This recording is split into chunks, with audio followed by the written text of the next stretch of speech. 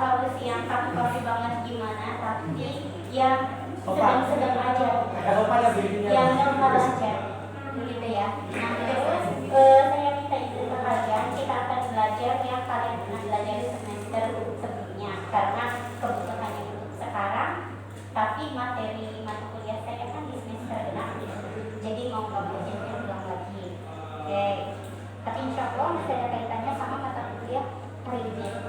Kalau begitu siap ya. Bismillahirrahmanirrahim. Saya buka pertemuan hari ini. Assalamualaikum warahmatullahi wabarakatuh. Waalaikumsalam warahmatullahi wabarakatuh. Gimana kabarnya kalian?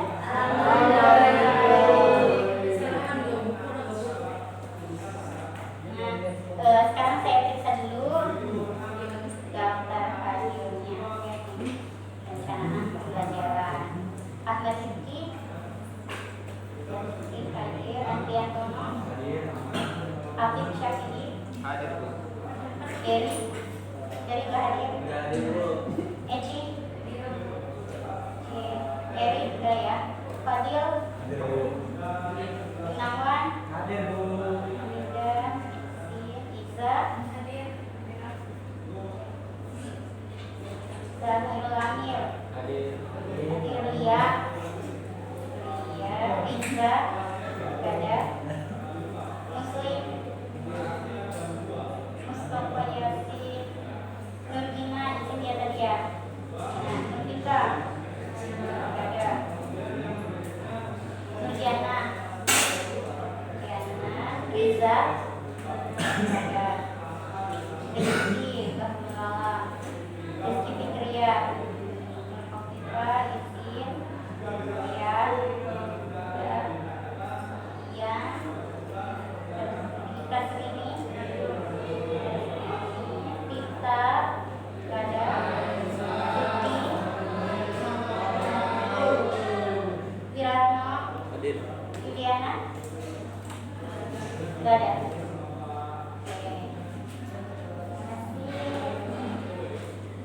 Oke, pertemuan kali ini kita akan membahas tentang membuat tujuan pembelajaran. Membahas tentang tujuan pembelajaran. Apa itu tujuan pembelajaran?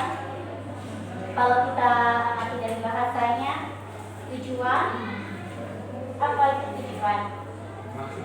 Maksud hal yang akan kita tuju ya, hal yang akan dicapai dalam pembelajaran. Berarti tujuan pembelajaran adalah sebelum tujuan pembelajaran ini kaitannya dengan indikator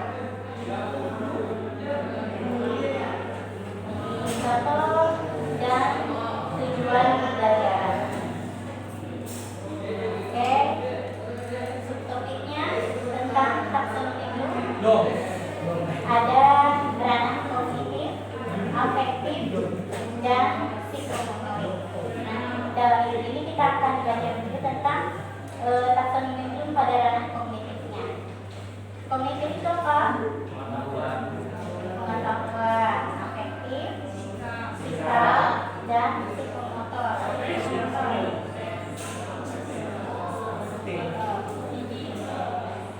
Oke, ini adalah yang bersangkutan ya.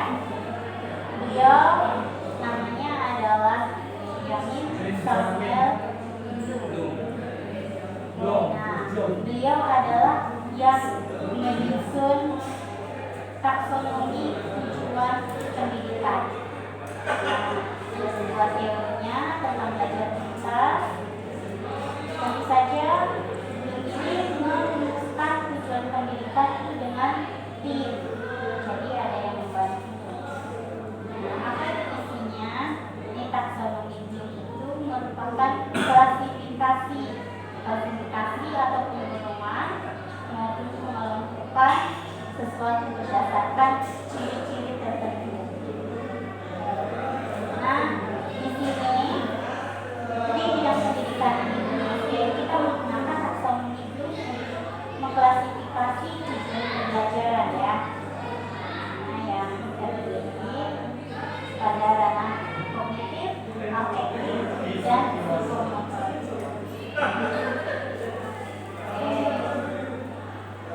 Nah, taksonomi ini juga digunakan sebagai kerangka dasar pengkategorian tujuan pendidikan, penyusunan tes dan kurikulum di seluruh dunia. Jadi bukan hanya di Indonesia yang menggunakan taksonomi.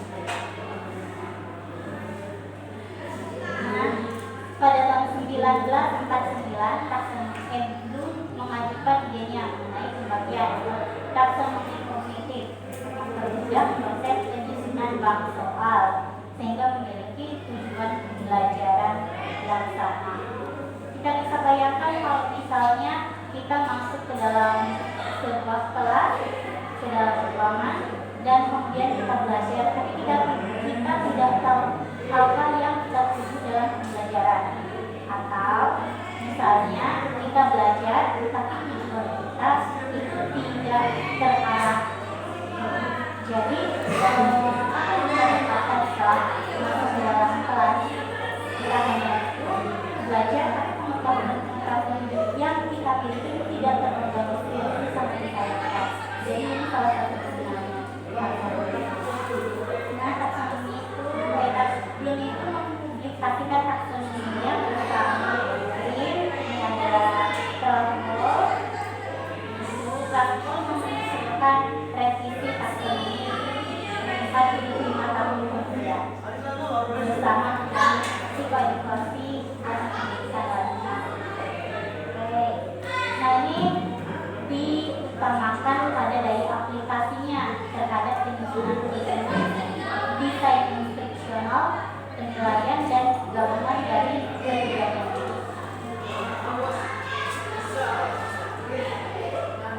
Ini adalah taksonomi kognitif yang belum diperbaharui.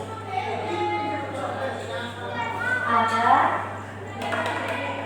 6 tahapan. Ini kalau misalnya kalian berselancar tentang taksonomi atau kalian sedang membuat rencana pembelajaran, pada buku terdapat bukan kemudian seperti ini. Ada pengetahuan, pemahaman, penerapan, analisis, sintesis, dan evaluasi. Nah, kalau misalnya seperti ini, yang kalian temukan adalah versi terbaru atau yang belum diperbaharui. Nah, lalu bagaimana yang sudah diperbaruinya? Kita akan bandingkan ya dari jenisnya dulu. Dia menggunakan kata benda pengetahuan. Oke, ini kata kuncinya pengetahuan. Atau jadi yang paling dasar atau C1 ini adalah siswa mengetahui atau hanya tahu saja. Nah, lalu di sini pemahaman atau paham. Nah, lalu yang ketiganya penerapan atau diterapkan. Kemudian pada komisi keempat ada analisis, sintesis, dan evaluasi. Ini adalah versi terbaru. Kita bisa mengamati yang paling dunia adalah pengetahuan dan yang paling prosesnya adalah evaluasi. Nah, lalu yang versi telah diperbaharui adalah seperti ini. Oke. Yang pertama itu ranah kognitif 1. Kira-kira ada yang bisa menduga-duga nggak kenapa kita menggunakan si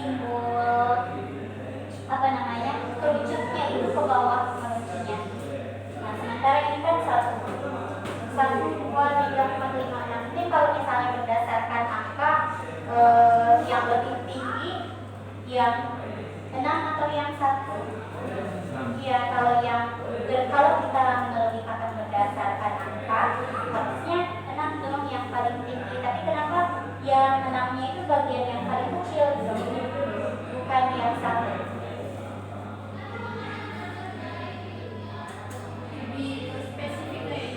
Lebih ke spesifiknya ini karena spesifiknya apa nih yang lebih spesifik menurut?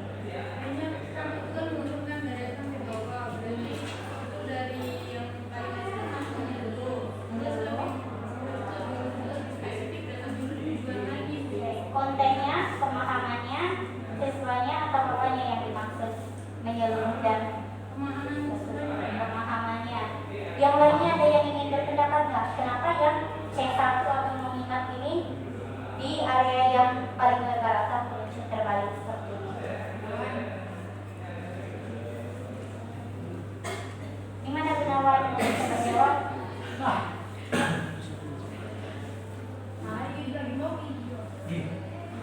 Mungkin dulu kalau menurut saya untuk mengingat itu cuma sekedar ingin tahu gitu. Kalau menciptakan itu kita kan bekerja gitu, melakukan gitu, ada tindakan gitu. Ya. Kalau mengingat cuma sekedar bayangan aja gitu. Sekedar ingatan aja ya. Nah, kalau mengingat, mengingat, memahami, menerapkan, menganalisis, evaluasi dan mencipta. Ingatan ya. Kira-kira kalau misalnya kita mengajar siswa 30 orang dalam satu kelas gitu, dalam tahapan yang paling cepat bisa dicapai oleh siswa itu yang mengingat atau mencipta. Mengingat ya benar, karena ini adalah kemampuan paling dasar atau paling umum, kemampuan kognitif yang paling mudah dicapai oleh seseorang atau siswa-siswa gitu. Nah, misalnya dari 30 orang bisa mengingat, kemudian dari 30 orang itu berapa siswa lagi yang mampu memahami konten atau materi itu gitu. Nah, kira-kira bisa sama banyak atau bisa lebih banyak atau ternyata lebih sedikit. Nah, itu nanti banyak faktor, bisa jadi terpengaruh dari bagaimana tingkat kesulitan materinya itu sendiri, lalu bagaimana kemampuan guru untuk menyampaikan atau mentransfer pengetahuannya itu sehingga siswa dapat memahami, dan seterusnya. Setelah mampu mengingat, kemudian siswa belajar supaya mampu memahami, menerapkan, menganalisis, mengevaluasi dan mencipta. Jadi tanggapan dari Tuti dan Gunawan itu benar. Dan pada tahap kognisi tingkatan 1 atau C1 itu kemampuannya itu lebih menyeluruh, lebih umum, dan lebih banyak siswa yang mampu mencapai tahapan ini. Oke, lalu kita akan merumuskan lebih dalam, yaitu deskripsi dan implikasi taksonomi Bloom pada ranah kognitif, dan kita akan implikasikan ke kurikulum 2013. Ini adalah KD IPA SD kelas 4. Nah, materinya menghubungkan gaya bergerak pada peristiwa di lingkungan sekitar. Hubungan gaya dengan gerak pada peristiwa di lingkungan sekitar. Ini adalah kognisi yang pertama, yaitu mengingat atau C1. Oke. Sebelumnya bagaimana kemampuan mengingat gitu yang kalian pahami tadi berkaitan dengan jawaban Gunawan ya. Apa tadi mengingat itu? Mengingat itu hanya apa kata Gunawan tadi itu? Mengingat ada bayangan. Banyak semua. Oke, mengingat itu deskripsinya seperti ini. Mengingat itu merupakan tujuan pembelajaran yang mengutamakan penyimpanan material. Penyimpanan material yang disajikan dalam bentuk yang sama dengan material yang siswa dapatkan dalam KBM. Oke, gimana maksudnya? Coba misalnya kita bayangkan ketika di kelas siswa belajar kosakata. Siswa belajar kosakata ini adalah pulpen gitu. Setelah keluar dari kelas, kemudian siswa pergi ke toko buku misalnya. Kemudian di toko siswa melihat banyak barang-barang dipajang dan salah satu biasanya ada pulpen seperti ini. Lalu dia menyampaikan, ibu itu pulpen gitu. Nah, itu adalah sebuah objek yang terekam di dalam ingatan. Nah, itu merupakan penyimpanan yang ada di dalam otak anak itu kan. Nah, lalu disajikan bentuk yang sama dengan material yang didapatkan dalam KBM. Nah, jadi ketika bentuk yang sama bertemu di area yang berbeda, nah itu adalah sebuah bentuk ingatan atau memori atau penyimpanan. Oke, kita bisa analogikan seperti ini. Ketika kita memindahkan satu file dari sebuah folder ke folder yang lain, kita meng-copy paste yang sama simpan, itu adalah bentuk mengingat. Nah, jadi kira-kira bagaimana konteksnya kalau dalam sebuah pembelajaran? Konteksnya bagaimana kegiatan kognitif mengingat yang kita dapatkan di dalam sebuah pembelajaran itu. Oke. Gimana tuh, Tik? Materi yang disampaikan dulu lalu diterima oleh siswa. Kayak ini yang dijelaskan baru kita mengingat dan menerima. Oke, bagaimana bentuk belajarnya? Untuk belajarnya seperti ibu yang menerangkan materi dan kita menerima materi. Jadi ibunya selama kita menerangkan. Oke, mendengarkan. Kira-kira kalau kita melakukan kegiatan mendengarkan itu pasti mengingat gak? Yakin? Kalau misalnya sekarang mendengarkan, kemudian keluar, itu kira-kira pasti ingat gak? Ya. Dan gimana supaya ingat itu caranya gimana? Yang nomornya Ya, jangan nomor. Memahami. Ini kita belum sampai ke memahami. Ini masih di mengingat. Oke. Mencatat. Lalu ada apa lagi? Kalau mau ujian gimana supaya kita mendapatkan bisa menjawab sama persis dengan teori yang kita dapatkan di buku? Menghafal. Oke. Nah, salah satu kegiatan kognitif mengingat itu bisa dilakukan dengan menghafal. Oke. Nah, jadi kalau misalnya kita mendalami kemampuan menghafal ini terus materi ini menghafal, apa yang terjadi dengan diri kita? Pusing, lalu lagi bosan, terus jenuh ya. Itu akhirnya ingat memori-memori yang dimasukkan ke dalam otak itu semuanya berputar gitu kan. Dan memori penuh blank gitu. Nah, ini adalah tahap mengingat ya. Ini intinya contoh diantaranya itu mengenali ulang, mengingat ulang itu kegiatannya seperti menghafal. Kalau mengenali ulang itu seperti identifikasi gitu ya. Coba di antara dua orang yang ada di gambar itu apa persamaannya gitu. Oh, sama-sama menggunakan kerudung, sama-sama memakai sepatu. Seperti itu. Jadi itu adalah kegiatan identifikasi. Jadi kalau misalnya kalian membuat RPP dan kalian menggandungi indikator mengidentifikasi ini, nah itu kalian baru membuat RPP pada tahapan C1 atau tahapan mengingat saja. Oke, ini contoh adanya menghubungkan gaya dengan gerak pada peristiwa di lingkungan sekitar. Nah, coba kita lihat kata kerja operasional apa saja yang termasuk dalam kegiatan kognitif tahap C1 atau mengingat. Nah, di sini ada mengenali, mendeskripsikan, mengidentifikasi, mengingat ulang, mengenali ulang. Oke, siapa yang bisa menjelaskan contoh nyatanya kegiatan kognitif ini dalam kegiatan belajar? Ada yang mau katakan? Oke, mendeskripsikan digunakan apa?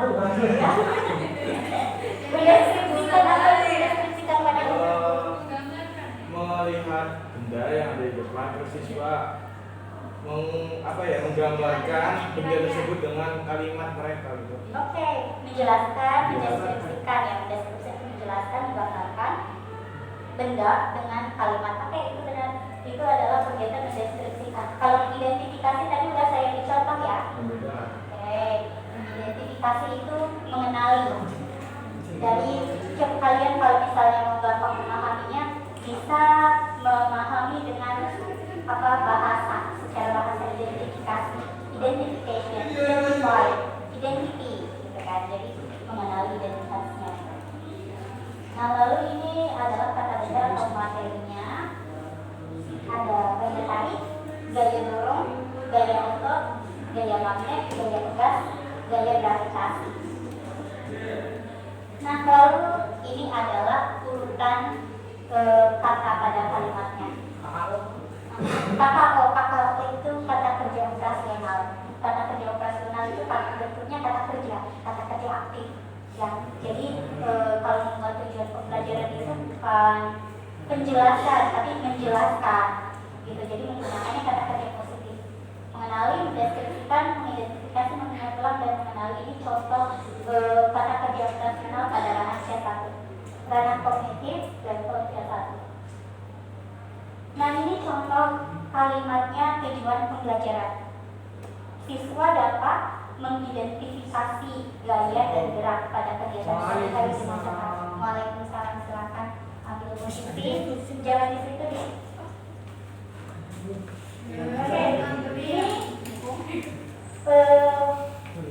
contohnya capaiannya adalah siswa dapat atau siswa mampu. Lalu kata kerja operasionalnya yang ditandai kuning. Kalau misalnya kalian lebih mudah memahami, yang berupa kata kerja positif. Oke, lalu kata benda atau materinya, lalu kemudian tingkatannya. Begini. Lalu memahami atau mengerti atau understand ya. Ini pada tahap C2. Apa itu memahami? Paham ya. Memahami paham ya, kalian paham gitu ya, pertanyaan itu paham Bu, biasanya jawabannya itu seperti template otomatis, kalian paham? Paham. Karena kalau jawabnya tidak paham nanti jadinya penjelasan lagi. Kalau gitu kira-kira paham itu seperti apa? Ketika kalian mengatakan oke, saya paham, itu apa yang bisa kalian lakukan untuk menunjukkan kalau kalian memang sudah paham? Menjelaskan, mengerti, paham, dapat menjelaskan ya. Kemudian apa lagi? Orang tahu lebih banyak tentang apa sebenarnya dari informasi. Oke, tahu lebih banyak dari informasi ya, informasi. Nah, Misalnya kita oke, ini adalah deskripsi dari memahaminya itu sendiri ya. Siswa dapat dikatakan memahami materi jika dapat menemukan hubungan atau keterkaitan antara pengetahuan yang baru diperoleh dengan pengetahuan yang telah didapatkan sebelumnya.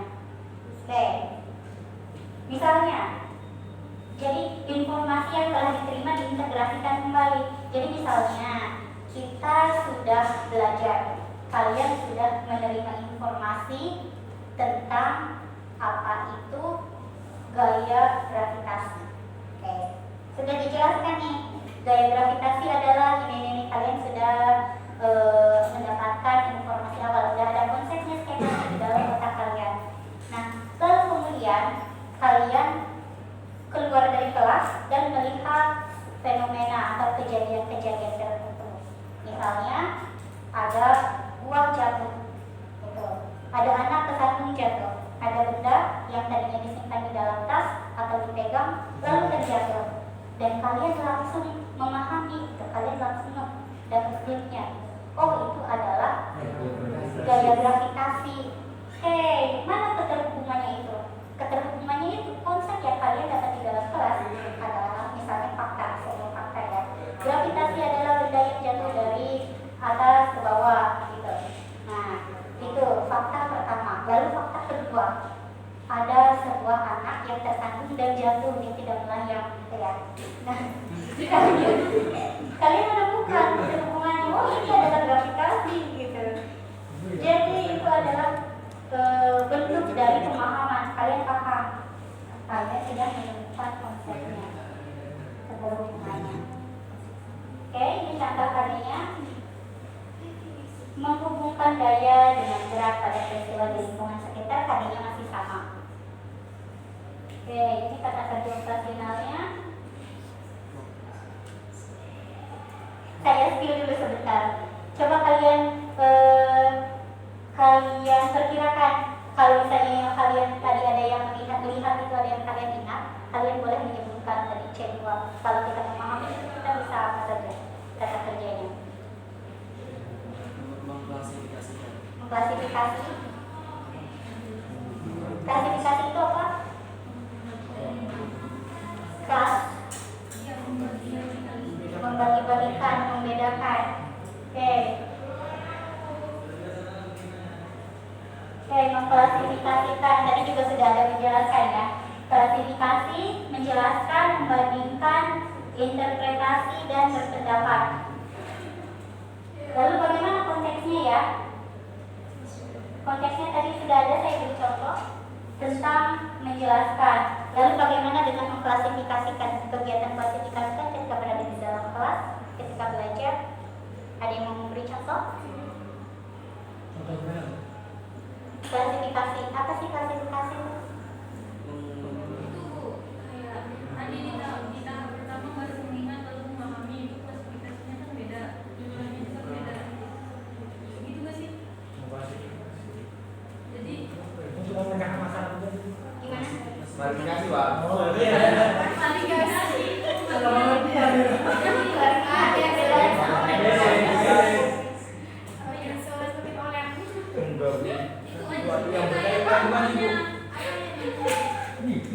Menggabungkan satu yang berbeda bukan sih, Bu? Menggabungkan yang berkaitan. Geser sedikit. Geser lagi. Geser lagi. Oke, misalnya Tinggi kencing, beda. Itu kayak organisme gitu. Oh, iya. Makhluk hidup. Contohnya Aduh, itu kan ngomong. belajar tentang makhluk hidup, terus dibagi lagi. Oh, teman mana? Klasik. Terus kodok. Hewan, tumbuhan, ya, klasifikasi itu seperti itu. Jadi organisme atau makhluk hidup nanti dikelompokkan atau mengelompokkan klasifikasi itu. Nah, jadi ini adalah tumbuhan, ini hewan, ini adalah manusia. Nah, itu adalah kegiatan klasifikasi.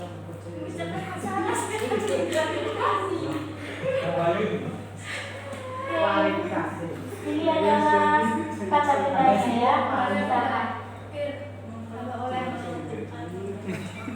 Ada yang mau coba buat nggak? Buat apa? Tujuan pembelajarannya. Siswa dapat mengklasifikasikan. Siswa dapat membedakan itu bisa masuk pemahaman. Oke. Siswa itu mampu menjelaskan. Tadi yang membedakan siapa? Tadi. Siswa dapat membedakan gaya tarik dan gaya dorong. Oke, itu salah satu contohnya. Bisa. Ini siswa dapat membandingkan kekuatan gaya terhadap reaksi benda. Nah, jelas. Ini bisa membandingkan, membedakan. Oke. Lalu berikutnya menerapkan. Menerapkan ini mudah ya. Kita bisa membedakan apa itu kegiatan penerapan, apa itu kegiatan dibandingkan dengan kegiatan kognitif yang lain. Ya. Contohnya kalau gaya gimana? Penerapan. Menutup pintu. Ya, siswa mempraktikkan gaya dengan menutup pintu, oke ya. Menendang bola bisa juga.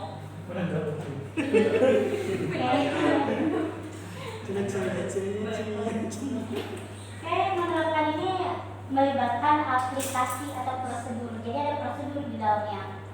Oke, dengan demikian penerapan dapat dikaitkan dengan pengetahuan prosedural.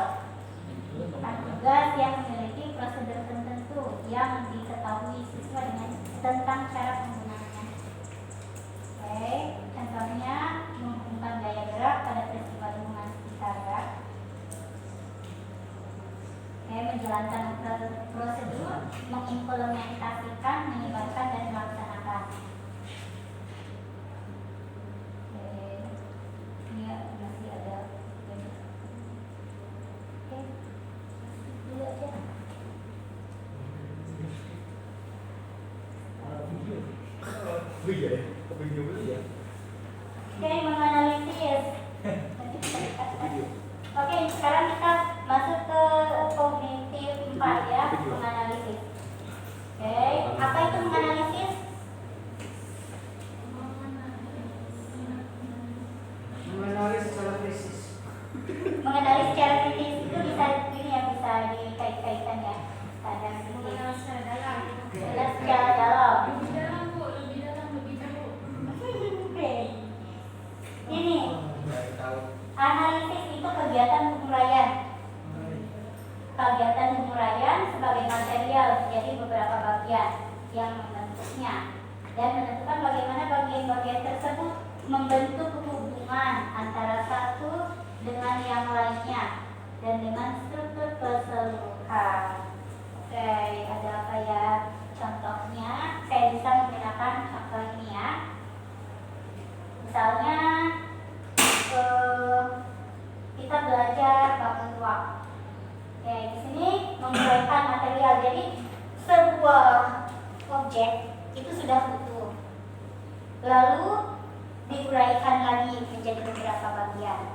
Nah, setelah diurai, kemudian memahami lagi bagaimana bagian-bagian tersebut mendapat menjadi sebuah keutuhan lagi, gitu.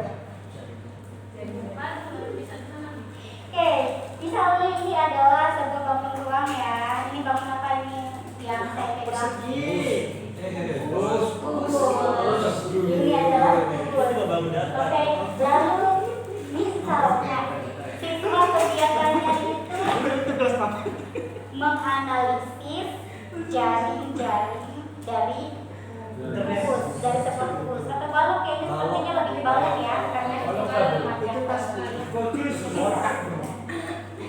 Oke, tes ini berbentuk balok. Lalu indikatornya atau tujuan pembelajarannya itu siswa dapat menguraikan atau siswa dapat menganalisis jaring-jaring dari sebuah balok. Lalu kegiatannya siswa bisa memegang secara langsung bendanya, kemudian siswa boleh menganalisis ya, mengamati bagaimana kubus ini bisa atau balok ini bisa terbentuk. Apalagi kalau misalnya ini berupa dus bekas, itu siswa bisa membongkarnya lagi, kemudian memasangnya lagi. Oh iya, ternyata sisinya tuh kalau misalnya kita gunting salah satunya nanti bentuknya bisa jadi begini ya, kalau digunting habis ke sini terpisah ya. Tapi ketika dipertemukan lagi, mereka dengan bentuk pola yang berbeda itu tetap bisa membentuk sebuah balok yang sama. Begitu, itu adalah salah satu contoh kegiatan analisis. Lalu bagaimana dengan konteksnya pada pembelajaran IPA ya? Oke, ini salah satunya menganalisis, memberi atribut, mengorganisasikan, mengintegrasikan dan mensahihkan atau validasi. Oke, ada yang bisa membayangkan bagaimana bentuk kata kerjanya dalam kegiatan pembelajaran?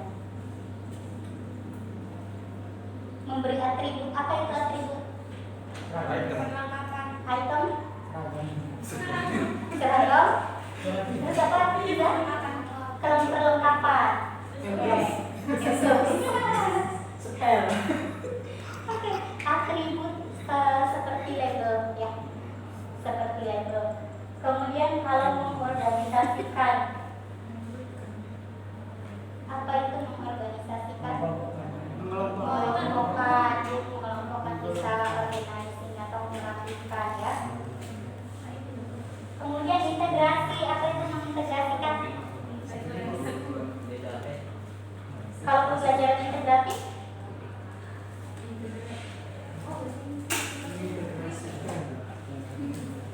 pendekatan integratif itu kalau misalnya IPA, tematik integratif kita belajar IPA IPA dengan bahasa. Bagaimana supaya terintegrasi? Kita bisa belajar IPA sekali belajar bahasa dengan menggunakan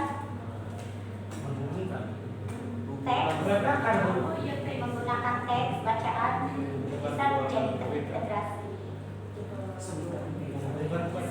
Menggabungkan, menyatukan, membaurkan. Ya. Lalu ini materinya gaya tarik, gaya dorong, gaya otot, gaya benda, gaya magnet. Bisa. Nah ini saya beri salah satu contoh indikator yang sebenarnya menarik. Contoh indikator ini sebenarnya menarik kalau di mata pelajaran bahasa itu sering dipergunakan, tapi di pelajaran yang lain jarang dipergunakan. Padahal ini kalau misalnya dikerjakan pada mata pelajaran lain ini tidak masalah. Oke, siswa dapat memberi atribut gaya tarik atau gaya dorong pada gambar kegiatan sehari-hari dengan tepat. Lalu bentuk soalnya seperti ini. Gitu. Nah, lalu pada gambar ini siswa bisa melabeli atau memberikan atribut di situ. Ditulis di bawahnya. Oh ibu, yang terjadi pada gambar ini adalah gaya tarik. Pada gambar ini gaya dorong. Gitu. Kita jarang ya menemukan soal-soal seperti ini. Padahal ini menarik dan kemampuan kognitifnya juga lumayan tinggi yang diolah gitu. Oke, lalu evaluasi. Apa itu evaluasi? Evaluasi Membuat penilaian tentang apa yang telah mereka temukan sejauh ini. Evaluasi. Tapi penilaian termasuk ke dalam kegiatan evaluasi.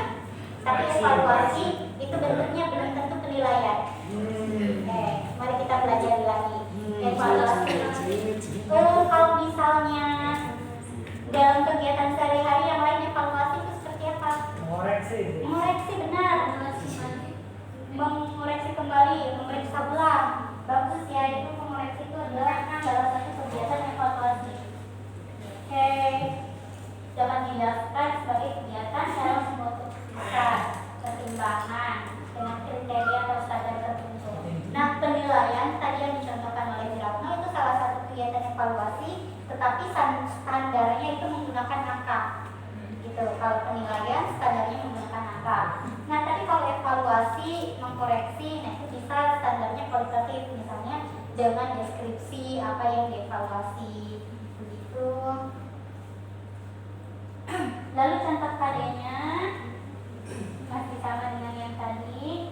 Kata kerjanya ini dia: mengecek, mengkritisi, membuat hipotesis, melakukan uji coba atau eksperimen. Oke, ini eksperimen ini bisa jadi dua indikator yang berbeda.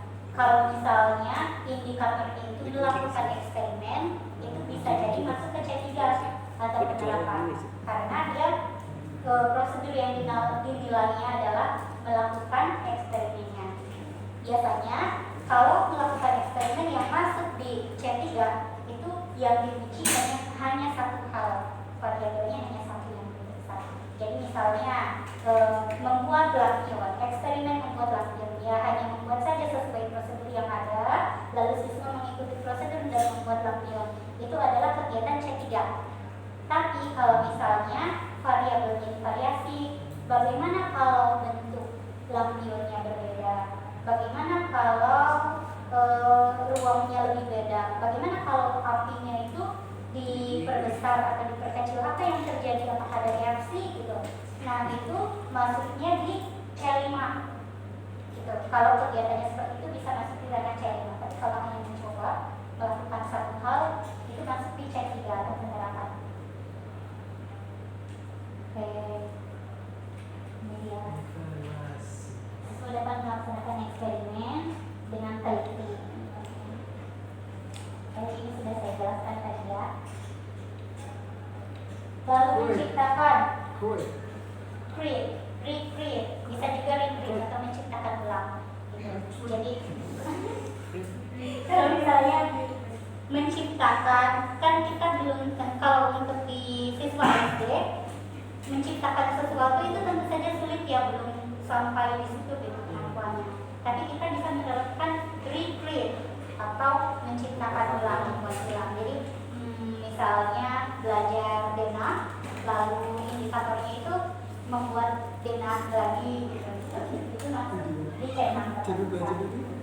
Oke, kegiatannya ini menyusun beberapa unsur secara bersamaan. Menyusun beberapa unsur membentuk keseluruhan yang koheren. Oke, ada perbedaannya dengan analisis ya. Kalau analisis ini sudah utuh, lalu dibongkar lagi, lalu dipikirkan lagi bagaimana bagian-bagian ini bisa bersatu menjadi sebuah bangun lagi gitu. Nah, itu adalah kegiatan analisis. Tapi kalau kegiatan C6 itu ada beberapa bagian yang terpisah, lalu kita membangunnya menjadi sesuatu yang utuh. Nah, itu adalah kegiatan mencipta. Menjadi struktur yang baru. Oke, ini contohnya. Misalnya membuat kesimpulan, ini juga masuk ke dalam apa namanya? C6. Nah, oke, demikian materinya tentang ranah komisi taksonomi Bloom ya, untuk membuat indikator dan tujuan pembelajaran.